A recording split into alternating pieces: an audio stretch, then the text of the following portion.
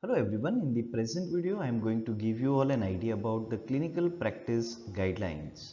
As a physical therapist, it is very important for us to have an idea about the clinical practice guidelines about the common conditions which we treat in our day-to-day practice. So let us see the all in the same.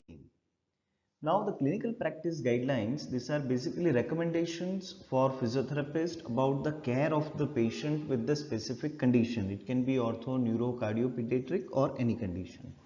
And the guidelines or the clinical practice guidelines which you are using, it should be based on the best available research evidence and it should be based on the practice experience.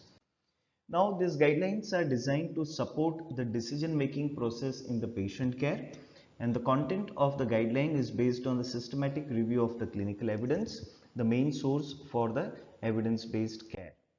The benefits of the clinical practice guidelines, it includes improve the clinical outcomes, reduce the variability in clinical practice, increase the use of known effective interventions, provide the greater cost effectiveness, increase the transparency of evidence to justify the interventions, legitimate the profession in the eyes of the external stakeholders.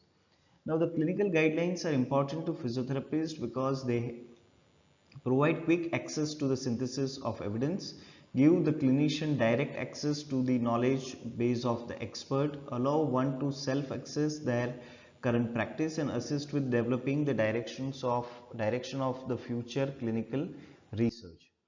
Now the clinical guidelines can be found from the database called PEDRO, Canadian Medical Association Infobase of Clinical Practice Guidelines, New Zealand Guidelines Group, National Institute for Health and Clinical Excellence, that is NICE, and National Health and Medical Research Council.